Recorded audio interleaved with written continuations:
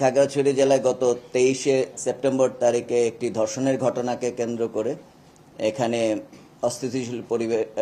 পরিবেশ সৃষ্টি হয়েছিল। তো আমরা সাথে সাথেই 24শে সেপ্টেম্বর ওই কথিত ধর্ষককে গ্রেফতার করে আমরা পুলিশের কাছে সোপর্দ করি এবং তাকে সাথে সাথে রিমান্ডে নেওয়া হয়। সো সম্পূর্ণ পরিস্থিতিতে এখানকার ছাত্র যুগ্ম জনতা তারা তাদের ব্যানারে এবং এটা সম্পূর্ণভাবে ইপিডিএফ এবং তার অঙ্গ সংগঠন সমূহ এই পুরো ঘটনাকে কেন্দ্র করে তারা প্রথমে শান্তি প্রিয় খাগড়াছড়িবাসীকে নিয়ে প্রতিবাদ করার চেষ্টা করে এবং এটা পরবর্তীতে আস্তে আস্তে 25শে সেপ্টেম্বরে আধাবেলা হরতাল এবং 26শে সেপ্টেম্বর এই পুরা অবরোধ কর্মসূচির দিকে চলে যায় এবং এটা যাওয়ার সাথে সাথে আমাদের এই 26শে সেপ্টেম্বর তারিখে শান্তিপূর্ণভাবে সবকিছু হচ্ছিল, যেখানে বাংলাদেশ সেনাবাহিনী তাদের সাথে কোনো কিছুতে জড়ায়নি এবং হঠাৎ করে ওইখান থেকেই তাদের একটি দল আমাদের একটি পিকআপকে আক্রমণ করে, যেখানে আমাদের তিনজন সেনা সদস্য আহত হয়। সেখানে বাংলাদেশ সেনাবাহিনী অত্যন্ত মানবিকতার পরিচয় দিয়ে এবং ধৈর্যের সাথে সেই পরিস্থিতির মোকাবেলা করে তাদের সাথে কোনো প্রকার বাকবিতণ্ডায় না গিয়ে এবং কোনো প্রকার বল প্রয়োগ ছাড়াই চলে আসে এবং তাদের সাথে পরবর্তীতে জানানো হয় যে আপনারা এই ধরনের কোনো কিছু করবেন না এবং তাদের যে লিডার হিসাবে ইপিডিএফ কর্তৃক সমর্থিত যে তাদের নেতা ইউখানু মার্মা, তার সাথে আমরা যোগাযোগ করার চেষ্টা করি এর আগের দিনই, কিন্তু সেটা তারা পরবর্তীতে পুরো খাগড়াছড়িতে সমাবেশ ডেকে পুরো জিনিসটাকে অন্যদিকে প্রবাহিত করে এবং তার পেছনে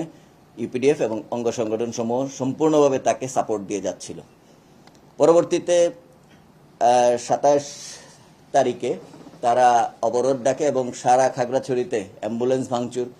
পরবর্তীতে সাধারণ জনগণের উপর চড়াও হওয়া, এই সব কিছু করে তারা এই পরিস্থিতিটাকে অন্যদিকে মোড় নিয়ে নেয় এবং ছোট্ট একটি ঘটনাকে কেন্দ্র করে পরবর্তীতে স্বনির্ভর এলাকায় তারা এমন পরিস্থিতি সৃষ্টি করে যেখানে সেনাবাহিনী যেতে বাধ্য হয় এবং সেনাবাহিনী মাঝখানে যদি ওই দিন না যেত, সদর জোন কমান্ডার যদি ওই দিন ওদের মাঝখানে গিয়ে না দাঁড়াতো, তাহলে পরিস্থিতি অন্যরকম হতে পারত এবং ওই সময়টাই আমাদেরকে মনে করিয়ে দেয় 19শে সেপ্টেম্বর 2024 সালকে, যেখানে ওই একই এলাকায় তারা তাদের ওই এজেন্ডা বাস্তবায়নের জন্য সেখানেও চেষ্টা করেছিল অস্থিতিশীল পরিবেশ সৃষ্টি করার জন্য এবং সাম্প্রদায়িক দাঙ্গা তৈরি করার জন্য এবং সেখানে 3 থেকে 4 জন মৃত্যুবরণ করেছিল তাদেরই দল এবং তাদের ওই বহিরাগত সন্ত্রাসীরাই দেশীয় অস্ত্র এবং অটোমেটিক অস্ত্রের মাধ্যমে গুলি করে তাদেরকে হত্যা করেছিল। তো তারই ধারাবাহিকতা এবারও তাদের এই পুরো পরিকল্পনা ছিল এবং আমাদের তড়িৎ অ্যাকশনের ফলে তারা ওইখানে কিন্তু কোনো কিছু ঘটে নাই এবং সম্পূর্ণ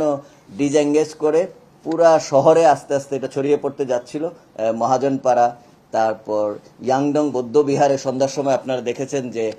এক পার্টি আরেক পার্টিকে অ্যাটাক করার চেষ্টা করেছে এবং সেখানেও কয়েকজন আহত হয়েছে। সেই আহতদেরকে সেনাবাহিনীর সাথে সাথে কিন্তু হাসপাতালে এনে উন্নত চিকিৎসার জন্য চট্টগ্রাম মেডিকেল কলেজে পাঠানোর ব্যবস্থা করা হয়েছে। আমি বুঝি নির্মাণের শিল্প, সালাম স্টিল বোঝে durability. Salam steel, most durable steel. Bangladesh সেনাবাহিনী কিন্তু প্রথম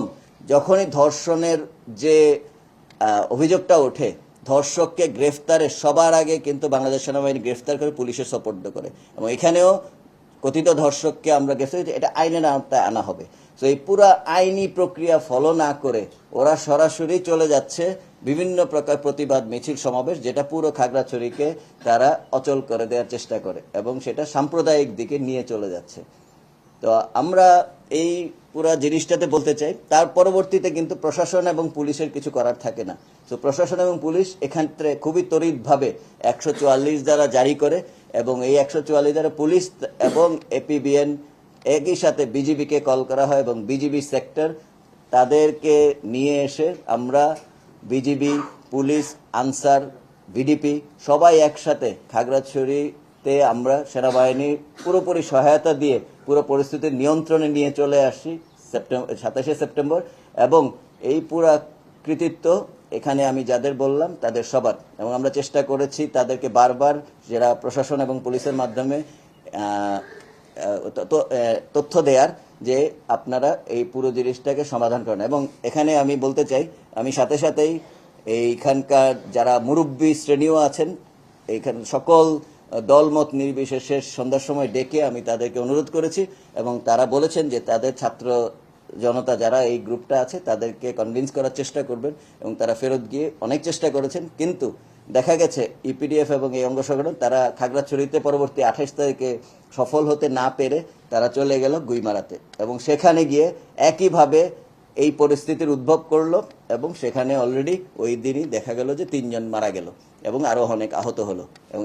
এই টেকনিকই তারা সবসময় ফলো করে যাচ্ছে এবং ভবিষ্যতে নিশ্চয়ই আরো ফলো করার পরিকল্পনা রয়েছে। এবং এতে বহিঃশক্তির অথবা এখানকারই একটা মহল তাদেরকে পেছন থেকে সাহায্য করছে এবং সর্বোপরি ইপিডিএফ সবাইকে বোঝানোর চেষ্টা করছে যে একমাত্র তারাই এখানে সকল কিছু কন্ট্রোল করবে।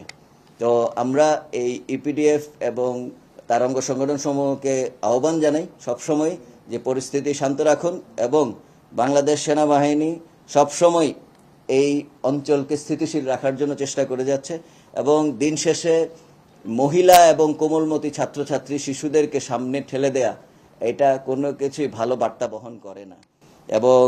এই সাম্প্রদায়িক দাঙ্গা সংগঠনের সময় বহিরাগত সন্ত্রাসীদেরকে নিয়ে এসে দেশীয় এবং অটোমেটিক অস্ত্র দিয়ে ফায়ার করা এই ব্যাপারটিও